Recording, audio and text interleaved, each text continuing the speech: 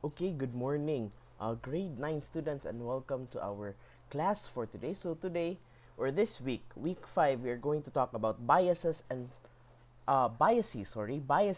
prejudices. Okay, so unsa day ni sila? We are going to talk about this one in our lesson today. First, in this video, we are going to learn about identifying biases, and then in the next video, we're going to go to prejudices. Okay, so let's go. So today, you are going to learn the following. First, we are going to learn the definition of bias, and then we are also going to learn how to recognize bias statements. Okay, so let's define first what bias is.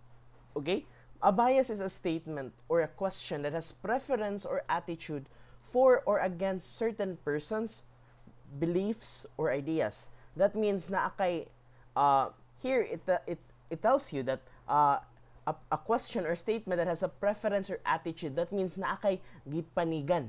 Okay? When you say bias, na kay gipanigan na side. So it's either you're on the left or you're on the right. Okay? So, ingon na ang biases. Now, biases are not reliable sources of information. So, we cannot rely on biases because, as what I've said, it only has a preference to one side. It does not have preference to all sides. Okay? Now, knowing how to spot a biased statement helps you become a critical listener, reader, and researcher. It also sharpens your reasoning and arguing skills. So you are going to use this one in the future. Okay? When you have this, when you have arguments, when you have debates, you're going to learn this. You're going to use this lesson when it comes to identifying bias statements. Okay? Sometimes when we argue with, we like to have a bias. Okay? Let's say for example, you're for something, and then your classmate is against something, and then your classmate says a bias statement. It is not. It is only having a preference to one side, and it's not giving preference to the other. Nakakaigidapigan na side. So that means ang iyang statement is not a reliable statement for an argument. Okay? So that's why we have recognizing bias statements as one of our lesson objectives, because I want you to know how to identify or how to spot these bias statements. Okay? So how can we identify bias statements? Now there are three ways in which we can identify biases. First, through the way the language is presented. Number two, through the way the relationship between the reader and the writer is established. And number three, through the way in which the argument is presented and its relationship to knowledge. Sir Kevin, wako na sabtan. Don't worry, we're going to analyze these three one by one. Okay? So let's go first to how reality, that's not language, that's reality. I'm sorry reality. Through the way reality is presented, unsay niya pag-present ang unsay kamatuuran, unsay reality, unsay realidad. Okay? Now, the first way that we can know or how biases shape the way reality is presented is, number one, when it does not represent all ideas. Okay? So naabay mga ideas na gipang exclude? Are there ideas that are excluded? And are those statements or those ideas that are excluded, are they important to the argument or to what he or she is talking about? Let's say for example here, we have here this statement from the recent rescue operation, or if ato ka sa pikas sa kampo, raid daw siya. Okay? So we have this statement. Okay, I'll just read it through. The violent manner of taking custody over the Lumads, despite the presence of social workers and the specialized PNP unit catering to women and children's needs, may have caused distress and trauma to them, especially since the majority of the persons taken were minors. Okay, so what do you think is the information being excluded here? Okay, now let's have the as how I've read this statement. Nasa lagi taguan dire in this statement. They did not say how violent the ones who were arrested were. Okay? So, I have watched the video of kanang this whatever happened here, and then the kids ang mga bata dito gakisi-kisi bitaw sila. Gakisi-kisi sila nga kanang kuan while they were taken away by their parents. Gakisi-kisi sila. So that means ang kani nga fact nga gakisi-kisi sila which led to violence, okay?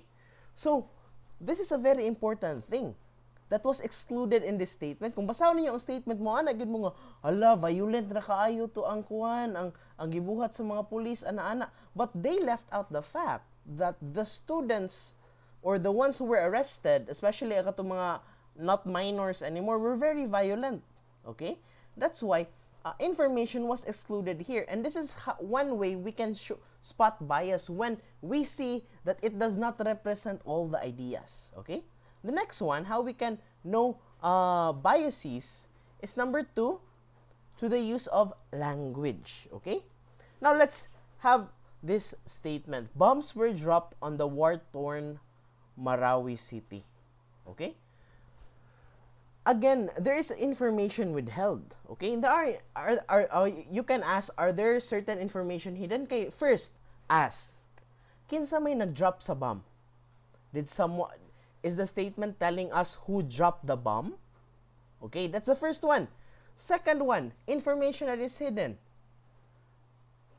Unsay casualty? How many died or what were destroyed? What were being targeted? Okay? So this is a very biased statement. Bombs were dropped on the war-torn Marawi City. Okay? And one way that we can know that the language is biased is when it is written in passive voice. If you could remember atong lesson sa active and passive voice, the active voice is the subject is doing the action. In the passive voice, the subject is not doing the action. He or she or it is the receiver of the action. Look at our statement here. Bombs were dropped. Kinsa man day ang ni-drop? Di ba wala tay doer sa action. Therefore, this is written in passive voice, and when you write something in passive voice, there are certain information nga pwede natong matago. Okay? So, mao na ato ang i-remember when it comes to biases and language. Okay? Kay how you say it, the language that you are using, the voice that you are using, will hide certain kind of information. So, we need to be careful with our language. Next one is our how do biases shape the way reality is represented? Through false classification claims. Okay? Through false classification claims. Ang kani siya children, kani false classification claims. If you can see here in our example, if you gingon ni sa current president sa US karon si Joe Biden, if you have a problem figuring out whether you're for me or Trump, nag-during pa ni sila sa campaign period nila. Okay? So, whether you're still figuring out whether you're for me or Trump, then you ain't black. Okay? So, kanisa he is speaking to the African American population of the United States. Okay? So, that means if naghuna-huna pa ko kinsa akong butaran, if I am from the America or from US, and if I'm still thinking who I will vote, that means, and then I am a black American, so dili day ko I'm not black. If I'm still deciding, di ba? Kay, what he is telling us is there are only two ways. It's either you're for me, and then you're black, or you're against me, and you're not black. And these are what we call false classification claims, okay? So you need to ask, is the statement setting up a limited classification scheme? Pareha bitaw na anang kuan. It's either you're for me, or you're against me. Oh. So kana siya, that's what we call a false classification claim. Okay? Nga wala na di ko laing pilianan. Let's say for example, if you do not agree with Ikwan, if you do not agree with President Duterte, you are a Dilawan. Oh, di ba? That's having a false classification claims. You can disagree with the president and not be a Dilawan. Di ba? Same goes with the DDS argument. Di ba? So that's what we call a false classification and claims, and those statements are actually biases. Okay? So we have first we have the not representing all ideas, and the next we have the language, and then the false classification claims. The next one, humanata aning shape the way reality is represented. Let's go to the next one. How do biases affect the way the relationship between the reader and writer is established? Okay? When a reader or a listener is reading or listening to a writer or a speaker, then there is a relationship being established. And this one is being established through the language nga ila pong gigamit. Okay? And one way that they can affect, that biases affect the relationship is through manipulating the reader with emotive language. What is emotive language, sir? Now, emotive language is kanang words that, bring up emotion, bring up certain emotions. Like in this statement, a raid of Lumads at the University of San Carlos. When you say raid, di ba raid is something negative? So it brings up all the negative emotions. Compared to a rescue of Lumads in the University of San Carlos. So when you say rescue, it's more on a positive side. Okay, they're doing something good. When you go to raid, raid has a somewhat negative connotation. Okay? So that is how we can see. Do you see how biased our media is right now? They say it's a rescue, others say it's a raid. Okay? So they are playing with words and they are just using their biases to make their news. I hope that you are seeing this right now, and if you are updated sa news na makita gyud ninyo nga biases are everywhere. And children, sorry, I forgot to tell you, biases are fine. Okay? Every one of us has biases. Okay? Ayaw pag-ingon nga, ay, bias ka. No. Everyone has a bias. Okay? It's just up to us how we can build up our arguments. Everyone has a bias. Okay? I know I have a bias and you have a bias. Okay? But it's important that we recognize that everyone has a bias and it's just up to us how to build our arguments. Okay? Or sa ato ipanulti. Okay? Now, aside from the emotive language, we can also have our biases through manipulating the reader with ad hominem. No, Sir Kevin, what is ad hominem? An ad hominem is actually an attack of the character of the person. So instead of debating the argument, you're debating the person who is giving the argument. Let's say, for example, here, I was assigned a personal trainer at the gym and he gave me a new workout program. But I don't have any confidence in his expertise since he has an obvious trouble controlling his own diet. So instead nga mutuo siya kay siya ang gitagaan, siya ang personal trainer niya sa gym, dili siya mutuo. Instead of attacking the workout plan na gihatag, he is now iyan ang gi-atake. Iyan ang gi-point out ang iyang pagka-tambok or iyang pagka-out of control with the food. And that is a very bad argument because that is a very biased argument. Kaya you are attacking already the reader with an attack of the one's personality or character, which is not bad. Again, when we have an argument, dapat ang argument atong igon dili ang character. Kay dili man ang inyong kadebate mo inyong kontra ang ilang mga argument. And that is why it is important. I hope that you can still listen to me, ha? Kay rain is now, falling. Okay, so I hope that this is just clear. Okay? Now, I hope that you will realize how important it is to be very civil in your arguments. Okay? Dili ta mangigo og tao. We hit the argument, not the person. Okay? Kaya that would be very biased for you. Okay? Next one, how can we know a bias statement? How can we know that there's a bias? When there is manipulating of the reader with strong language. Now, this might also take the form of making things seem more important with words like most important or greatest, or less important with words like just or simply. Pareha ani. The most important thing to remember is that homeless people are simply too lazy to find work. So there is a bias here because the writer is using a strong language. Most important, too lazy. is this true? Do you think this is true? The most important, define gud niya, he's using strong language to define most important. Mao gini ang pinaka-importante. And do you think this is right? Do you think this is backed up by evidence? Di ba dili? We cannot say nga most important thing to remember gud siya. And we cannot say that homeless people are too lazy. Di ba?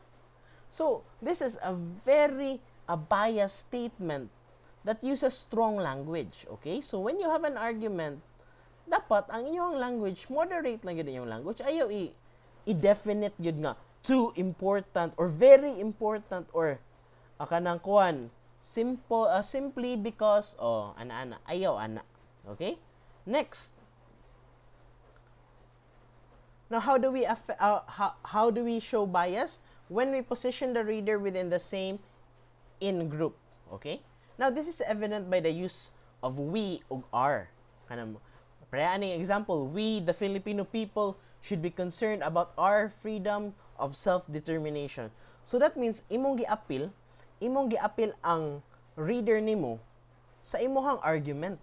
Like we ngano kinahanglan gyud di ay nga ma-concern ko sa freedom of self-determination. Ayaw ko apila. You make your own arguments. Ayaw ko apila. Oh, does the writer appeal to a shared identity as the readers to accept a shared opinion? Oh, let's say for example, dili man ta pare. Pwede man ka mga Filipino ka pero dili you're not concerned about this. Okay? So, this is a bias statement. Okay? Next. Now let's go to how do biases affect the way in which the argument is presented and its relationship to knowledge. Okay?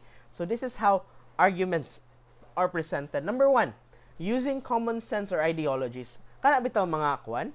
Kana bitaw mga kanang I expected naman ni na mahitabo. Okay? So praning example na to. The homeless man was refused a job even though he was highly qualified. So what if he is highly qualified? Okay? Now, the even though there signals that the expected happened. Okay? So that means, pasabot ani, let me just put it in another words para masabtan ninyo. Kung may yung kitag even though, okay, expected na gid unta ni siya nga makatrabaho, pero gi-refusean siya og trabaho. So this is already expected unta, pero wala na hitabo. In this case, the assumption is that being highly qualified for a job means you should get it. 'Di ba? Kay tungod highly qualified ka, dapat ka nang madawat ka sa trabaho.